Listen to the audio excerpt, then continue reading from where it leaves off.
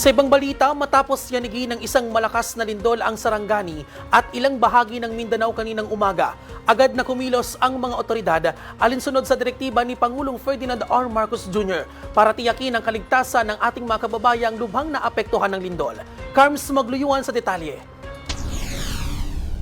Isang malakas na magnitude 7.8 na lindol ang yumanig sa ilang bahagi ng Mindanao kaninang umaga, na agad sinundan ng mabilis na pagresponde at pagkilos mula sa pamahalaan. Batay sa PHIVOLCS, naitala ang sentro ng lindol sa karagatan, humigit kumulang 32 kilometro ang layo mula sa tibok kanluran ng Maasim, Sarangani, pasado alas 7 ng umaga. Naramdaman ng malakas na pagyanig sa iba't ibang bahagi ng Mindanao, kabilang ang General Santos City at mga karatig lugar, na nagresulta sa paglikas ng mga residente at pansamantalang pagpapatigil ng ilang aktibidad. Bilang tugon, ipinag-utos ni Pangulong Ferdinand R. Marcos Jr.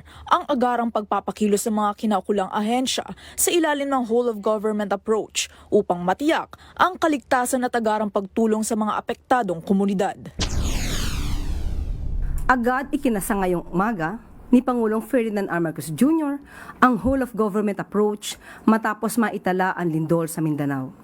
Sa pahayag ng Pangulo, ipinag-utos ang agarang pagkilos at pagsagawa ng kinakailangang paghanda at pagtugon sa mga apektadong lugar. Inatasan ang Department of Social Welfare and Development na maghanda ng relief goods, ang Department of Public Works and Highways para sa damage assessment at road clearing operations, at ang Office of Civil Defense at National Disaster Risk Reduction and Management Council para sa pangkalahatang koordinasyon ng mga response efforts. Samantalang nagsagawa rin ng preemptive evacuation sa ilang baybaying komunidad habang patuloy na binabantayan ng mga otoridad ang banta ng tsunami at posibleng mga aftershock. Sa paunang ulat, may mga naitalang pinsala sa ilang infrastruktura, kabilang ang isang footbridge sa Davao City at isang paaralan sa Sarangani. Patuloy naman ang beripikasyon sa iba pang posibleng nasirang mga pasilidad sa mga apektadong lugar. Habang isinasagawa ang mga assessment at response operations, nanawagan ng mga otoridad sa publiko na manatiling mapagmatsyag,